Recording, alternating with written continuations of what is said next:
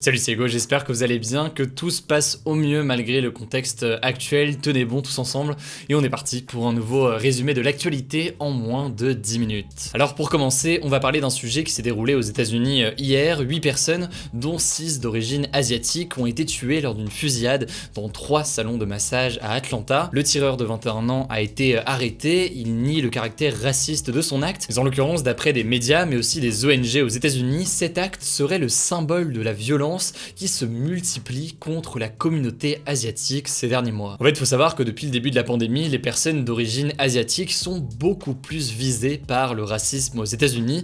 L'année dernière, les crimes racistes anti-asiatiques ont presque triplé en passant de 49 à 122 dans les 16 plus grandes villes américaines, d'après une étude du Center for the Study of Hate and Extremism de San Bernardino en Californie. Et par ailleurs, un autre rapport d'une asso que je vous mets directement en description dit que 7 asiatiques sur 10 affirment avoir été victimes de harcèlement verbal dans la rue aux États-Unis entre mars 2020 et février 2021. En fait, beaucoup d'entre eux sont malheureusement pris pour cible car ils sont jugés responsables dans la propagation du coronavirus qui s'est déclaré, vous le savez, il y a plus d'un an dans le plus grand pays d'Asie, la Chine. Oui, je sais, dit comme ça, c'est assez tordu, mais c'est effectivement ce qui aurait pour conséquence d'entraîner une vague de violence et de haine envers des personnes asiatiques dans ces pays. Aux États-Unis, cette haine a aussi été renforcée par les relations politiques tendues entre les États-Unis et la Chine. Donald Trump a régulièrement accusé la Chine d'espionnage. Vous vous souvenez peut-être de cette polémique concernant TikTok. Et lors du coronavirus, il n'hésitait pas non plus à employer le terme de virus chinois pour désigner donc le coronavirus et le Covid-19. Bref, voilà, ça me semblait important d'en parler, surtout que c'est aussi une situation qu'on voit en France. On a eu l'occasion déjà d'en parler sur la chaîne il y a quelques mois. Donc c'est un problème qui est vraiment mondial et qui n'est pas toujours évoqué dans les médias. Bref, quoi qu'il en soit, évidemment, bon courage à vous si vous êtes dans ce genre de difficultés et si vous faites face à ce type d'agression, et n'hésitez pas évidemment à solliciter de l'aide si besoin. Alors, on va parler des annonces du gouvernement dans quelques secondes, mais avant, rapidement, on continue avec un autre sujet. Un groupe religieux soupçonné d'être une secte tente de recruter des étudiants sur plusieurs campus en France. Alors, on en a déjà parlé, j'ai fait une chronique sur Popcorn là-dessus à ce sujet notamment, mais les groupes et les organisations aux dérives sectaires sont multipliées en France ces derniers jours. En fait, ils sont accentués notamment dans la période actuelle avec la pandémie où beaucoup de personnes sont en difficulté, et ces mouvements essaient donc de soutirer de l'argent à ces personnes en difficulté et qui sont donc souvent un peu plus faibles psychologiquement. Or, malheureusement, un certain nombre d'étudiants sont en difficulté aujourd'hui et ils se retrouvent donc ciblés eux aussi par ces différents mouvements sectaires ces derniers jours. En fait, d'après France Bleu, qui relaie le témoignage notamment d'un étudiant à Tours, des enveloppes jaunes auraient été suspendues dans des escaliers ou alors dans des arbres du campus de l'université. Et à l'intérieur du prospectus, il est écrit Help, donc à l'aide en anglais. Par ailleurs, dessus, on peut y lire plusieurs phrases sur la détresse étudiante, telles que on n'est pas là pour te juger mais pour t'aider. Bref, ces tracts, vous l'aurez compris, proposent soi-disant d'aider les étudiants qui sont en détresse psychologique aujourd'hui. Le truc, c'est que derrière ces tracts, il y a en fait le Centre d'accueil universel, le CAU, c'est un mouvement évangélique d'origine brésilienne dont les pratiques ont déjà été signalées plus de 40 fois en France entre 2005 et 2020. Le problème donc, c'est que beaucoup d'étudiants pensaient que c'était des tracts pour une asso d'aide aux étudiants classiques. Or, le mouvement évangélique mise très clairement sur cette ambiguïté pour tout simplement recruter des étudiants qui sont en détresse psychologique pour les isoler ensuite de leur cercle amical et familial et donc les entraîner dans cette dérive sectaire. Et d'ailleurs, ils le cachent qu'à moitié puisque sur leur site, ils invitent leurs adeptes à renoncer à leur ancienne vie ou encore à éviter les conversations, discussions ou contacts qui pourraient mettre votre salut en risque. Bref, beaucoup d'assos ont déjà alerté sur ce phénomène et sur cette organisation.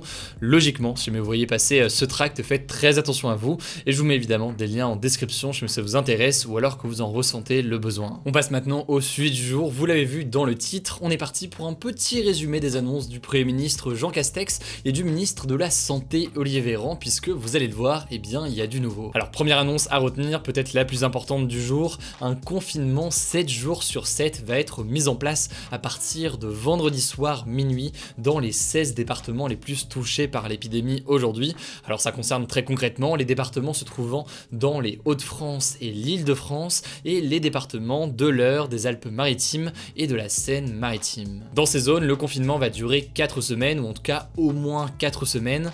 Les écoles restent ouvertes certes, tous les lycées passent en demi-jauge, donc moitié télétravail, moitié présence en classe, et pour les universités, eh bien rien ne change aujourd'hui. Quant au commerce jugé non essentiel, eh bien ils vont fermer dans ces territoires, mais attention, petit détail, les librairies et les disquaires restent ouverts, ils sont jugés comme étant donc des commerces essentiels. Concernant les déplacements maintenant dans ces départements, eh bien ils sont autorisés mais encadrés, cela dit encadrés avec des règles qui sont plus souples que en mars ou alors en novembre 2020.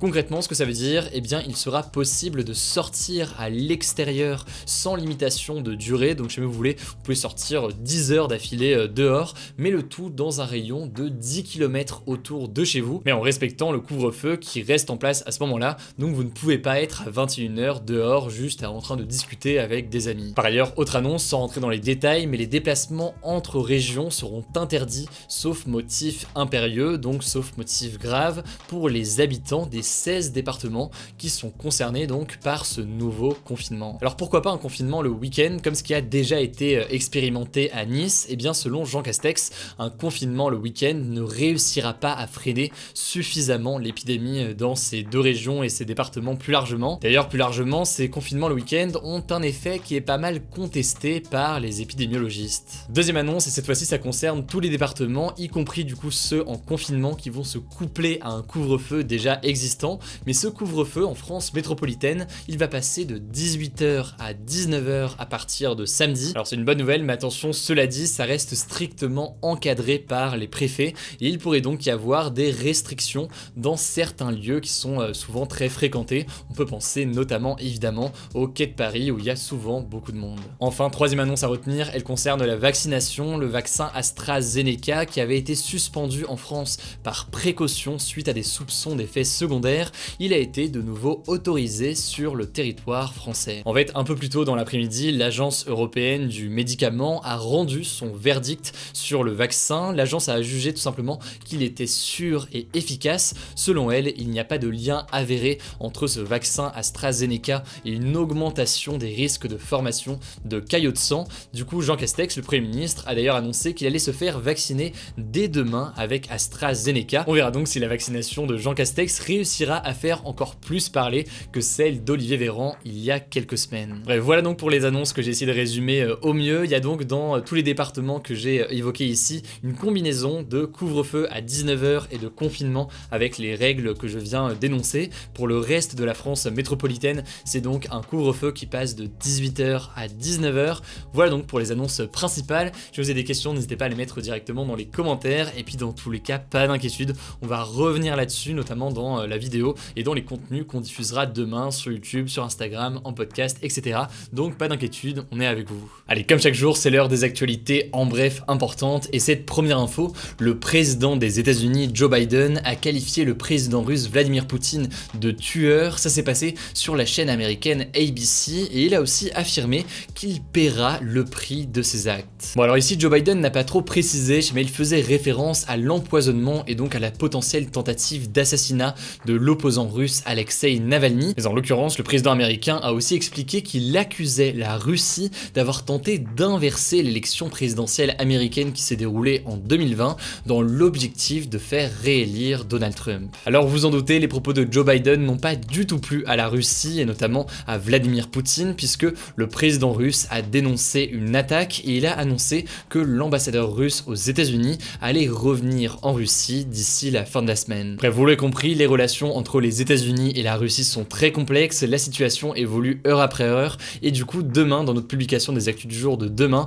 on refera un point en détail sur l'évolution de la situation. Autre info rapide mais importante à noter, le président de la Tanzanie, John Magufuli, est décédé hier à 61 ans, officiellement suite à des problèmes cardiaques, mais il y a de nombreux doutes là-dessus. En effet, il avait pas mal fait parler de lui pour avoir nié l'existence du coronavirus en Tanzanie et affirmé que le pays était libéré grâce aux prières. Alors son discours était de plus en plus difficile à tenir puisque le mois dernier, le pays a connu une vague importante de décès officiellement attribués à des cas de pneumonie et le président quant à lui n'était pas apparu en public depuis le 27 février et des enquêtes de médias d'un pays voisin, le Kenya, avaient révélé que selon ces médias, eh bien John Magufuli était atteint d'une forme sévère et grave du coronavirus. Aujourd'hui, certains disent donc qu'il serait en réalité décédé du coronavirus, mais on n'a pas plus d'informations confirmées sur ce point très précis. Quoi qu'il en soit, c'est donc la vice-présidente Samia Suluhu Hassan qui le remplace jusqu'à la fin de son mandat, et elle devient donc la première femme de l'histoire présidente de la Tanzanie. Alors où est-ce que je me trouvais aujourd'hui? Eh bien j'étais à Prague, la capitale de la République tchèque, et pourquoi est-ce que je suis ici? Eh bien pour vous donner une petite anecdote, comme chaque jour, ça change pas. L'anecdote du jour c'est la suivante, eh bien la République tchèque est le pays où on consomme le plus de bière au monde. En gros, les Tchèques consomment en moyenne 146,8 litres de bière par an et par personne. Ça fait à peu près 40 centilitres chaque jour, donc une grosse canette, disons, de bière chaque jour en moyenne par adulte. En comparaison, en France, on boit seulement 30 litres de bière par an en moyenne, mais c'est aussi que les Français ont tendance, s'ils boivent de l'alcool, à boire notamment du vin et d'autres types d'alcool. D'ailleurs, autre anecdote concernant Prague, tant qu'on y est, qu'on parle de Prague et de la bière, eh bien à Prague, vous pouvez prendre un spa avec de la bière. Apparemment, c'est bon pour la peau, mais j'ai pas testé, donc je saurais pas vous dire. Mais voilà, je mets un jour vous allez à Prague après le coronavirus, tout ça, bah, c'est quelque chose éventuellement à tenter, je sais pas, je vous laisse voir, je mets c'est un truc qui vous intéresse. Alors, il n'y avait pas de débat hier, mais il y a un petit débat aujourd'hui. Oh bah il est prévisible, on s'y attend. Approuvez-vous les mesures annoncées par le gouvernement aujourd'hui? Je vous laisse en débattre, évidemment via l'outil de sondage, mais aussi directement dans les commentaires. Pour ça se passe, vous le savez, directement dans l'onglet communauté. Voilà, écoutez, c'est tout pour ce nouveau résumé de l'actualité en moins de 10 minutes. N'hésitez pas à vous abonner, si ce n'est pas encore le cas, pour ne pas rater les résumés suivants. Rendez-vous sur Insta pour d'autres débriefs de l'actualité et du contenu exclusif. Prenez soin de vous, prenez soin de vos proches, et puis on se dit à demain pour une nouvelle vidéo.